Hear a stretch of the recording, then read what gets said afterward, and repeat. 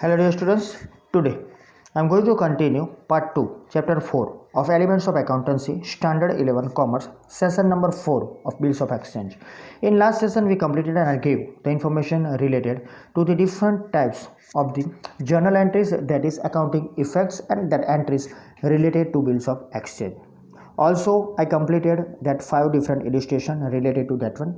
We will start that exercise, that is 1 to 8 related to that illustration, that later on. But now the last topic that is related to the Bills of Exchange, and the 15th one, that is dishonor of a bill. तो अगर ये problem आता है dishonour का, आपको मालूम है cash book में हम ये देख चुके हैं कि डिसऑनर क्या है. फिर से एक बार, in the normal situation the acceptor of a bill has to pay the money of the bill on his maturity date. Maturity date पर वो पैसा दे देगा. But on the maturity date if the acceptor of the bill is not in position to pay the money of the bill, or maybe do not want to or does not want to pay the money or does not pay the money of the bill due to any other reason, it can be that, or it can be said that it is bill dishonor. So ये simple language में आपको समझा दूँ पहले तो, कि जो bill accept करता है, जो ट्रेडर है जिसे हम डेटर बोलते हैं, वो बोलता है 3 महीने में पैसे दे दूंगा, लेकिन at the time of the payment वो पोजीशन में नहीं है कि वो पैसे दे. शायद उसको नहीं देने हैं, वो भी हो सकता है. ओके वो नहीं देना चाहता है, उसको देना ही नहीं है. सो ये सब सिचुएशन जब क्रिएट होती है तो इसे बोलते हैं बिल इज़ डिसऑनर्ड. सो आपका जो बिल है वो डिसऑनर्ड हो जाएगा. उसे हम कहते हैं कि इन सिंपल लैंग्वेज जैसे चेक बाउंस होता है वैसी चीज़ है, लेकिन यहाँ ये यूज़ नहीं कर सकते. डिसऑनर्ड यानी नकरा, वो एक्सेप्ट नहीं करता है कि मैं पैसे दूंगा, यानी एक्सेप्ट उन्हें कर लिया है लेकिन वो पे नहीं करता है विथ एनी रीज़न. कोई भी रीज़न से वो पे ना करे उसे हम डिसऑनर्ड बोल सकते हैं. उसको पे नहीं करना है, ही वांट टू पे, पैसे नहीं है, वो जो भी सिचुएशन है, राइट. तो simply we can say maturity date पर if the acceptor is not pay the amount, right, or not able to pay or not in a position to pay the amount, right, that reason, any reason, it can be said that the bill is dishonored. So due to the dishonor of the bill, drawer or the other parties have to face the problem of the collection of money. तो जो particular person है यानी creditor है, उसको तो problem होगा ना, because वो उसके अंदाज पर बैठा है कि 3 महीने के बाद 100% से हमें पैसे मिलेंगे. तो वो कंडीशन उसकी ख़राब हो जाएगी क्योंकि उसको पैसा नहीं मिलेगा, तो कलेक्शन होता ही नहीं है. For example, if the bill has been endorse to someone else, right, और हमने बिल एंडोर्स किया है किसी और को, और has been discounted with the bank and then it is dishonoured, a question arises as to who will pay the money to whom. अब ये तो बहुत क्रिटिकल क्वेश्चन हो गया है ना. दूसरा जो पॉइंट हमने देखा था हमारे डिस्कशन में कि बिल, हमको पैसे की ज़रूरत है, हमने बिल डिस्काउंट करा लिया बैंक में से. दूसरा, तीसरा हमने देखा कि बिल को हमने एंडोर्स करवा लिया. अब दूसरा पॉइंट है उसमें हमने तो पैसे कवर कर लिए, तो बैंक को पैसे कौन देगा? मैच्योरिटी डेट पर ऑलवेज डेटर्स पैसे देते हैं, लेकिन यहाँ डेटर्स के पास मैच्योरिटी डेट के पास पैसे ही नहीं है. तो how the amount is paid or who will pay the amount to the bank when the particular bills are discounted earlier. उसके बाद दूसरी चीज़, हमने इसको एंडोर्स किया है, तो एंडोर्स किया तो मैच्योरिटी डेट पर जिस बंदे को हमने एंडोर्स किया है, राइट, उसको पैसे कौन देगा? एंडोर्स करने वाले हम हैं, बिकॉज हमको पे करने थे, लेकिन हम रिसीव करने वाले थे किसी और बंदे से, वो उसके पास तो पैसे ही नहीं है, तो कौन पैसे पे करेगा? सो ये इंफॉर्मेशन सिंपल सा है, इसमें क्या कर सकते हैं, राइट. तो इसके पीछे भी चार्जेस है, क्योंकि एंडोर्स किया है तो बंदा तो वो पर्टिकुलर बिल लेके बैंक में जाएगा, राइट, कलेक्शन के लिए भेजेगा एंडोर्स वाला, और एंडोर्स नहीं है और हमने बिल्स डिस्काउंट किया तो हमें भी पे करना पड़ेगा बैंक के थ्रू. तो ये सब कैसे होता है ये एंट्रीज में हम देखेंगे, लेकिन पहले थियरी पोर्शन को देख ले. So here noting of the dishonour of a bill, कैसे इसका नोटिंग होता है? Generally when a bill is dishonoured then it is required to be noted. उसको नोट करना पड़ता है, नोंधनी सादी भाषा में कहिए तो, right. But here this is a legal procedure. If it is not noted it is not legal. Noting of dishonour of a bill is not compulsory but it is essential and advisable. याद रखना, ये noting करना compulsory नहीं है, legally हम इसको नहीं करेंगे तो भी चलेगा, राइट, लेकिन एक लीगल प्रोसीजर के तौर पर अब इसको हम नोटिंग करवाते हैं, राइट, तो कंपलसरी बेस पर नहीं है, लेकिन करवाते, that is advisable, good thing. Essential good है, राइट, लीगल प्रोसीजर है तो फिर करवा तो अच्छा ही है ना. So when a bill is dishonoured the holder of the bill can note the dishonour of the bill, right, with the notary. अब इसके लिए नोटरी चाहिए, नोटरी यानी एडवोकेट, एडवोकेट यानी लॉयर, राइट। पूरा सिस्टम अब लीगल हो गया है। तो अब क्या करें, अगर बिल डिसऑनर्ड हो गए हैं तो होल्डर है, जो भी होल्डर है, मोस्टली क्रेडिटर होता है होल्डर या फिर जिसके पास है, वो नोट करवाएगा ये पर्टिकुलर डिसऑनर बिल नोटरी के साथ। So in foreign trade noting of dishonour of bill is compulsory.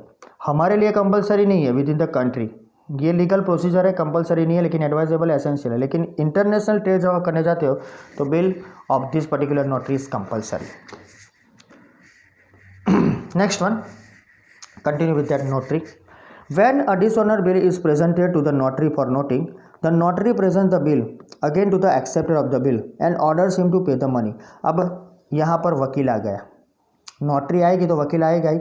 तो ये पर्टिकुलर पर्सन जो है, जो हमारा एक्सेप्टर ऑफ द बिल है यानी डेटर है, तो नोटरी के थ्रू, वो एडवोकेट के थ्रू नोटरी लेके वो प्रेजेंट नोटरी जाएगी उस पर्टिकुलर बंदी के पास। સોગંદનામું આપણે કહે છે વિદ્યાર્થી મિત્રો સાદી ભાષામાં, રાઈટ। એ નોટરી સાથે સંકળાયેલું છે, રાઈટ, એફિડેવિટ।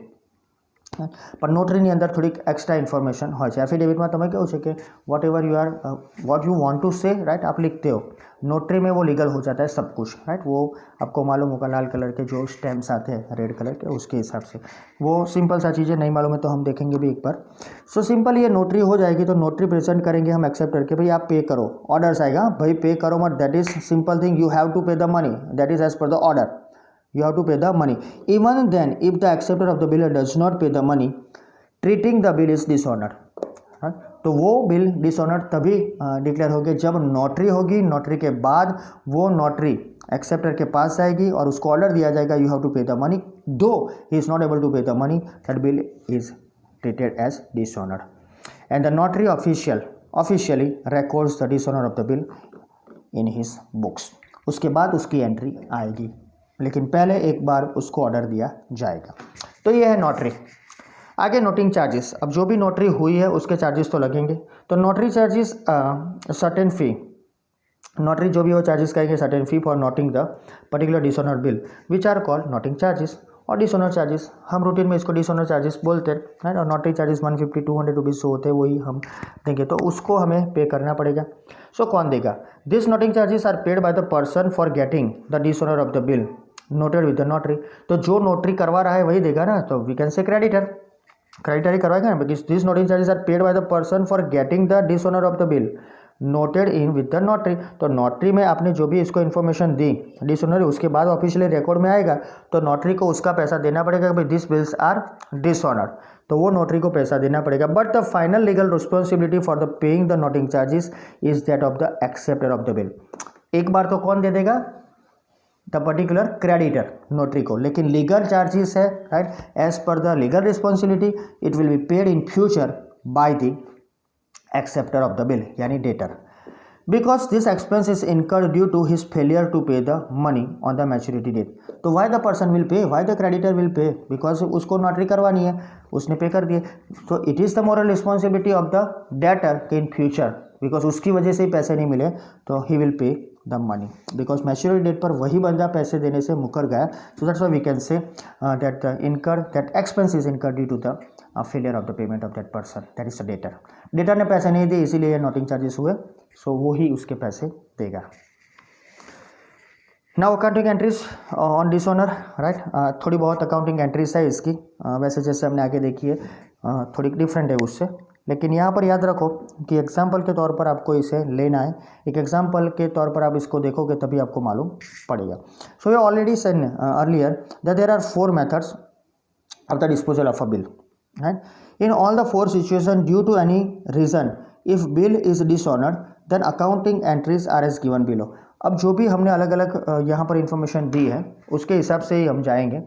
सो डिसऑनर जब भी होगा, राइट, वो डिसऑनर जब भी होगा उस टाइम पे ये एंट्री आपको फिर से देनी पड़ेगी। Already you give the entry, right, already आपने वो एंट्री दे दी आके, उसको ही आगे यहाँ से ले जाना है। यहाँ डिसऑनर की एंट्री आएगी यानी नोटिंग चार्जेस आएंगे, राइट, जो भी पे करेगा वो।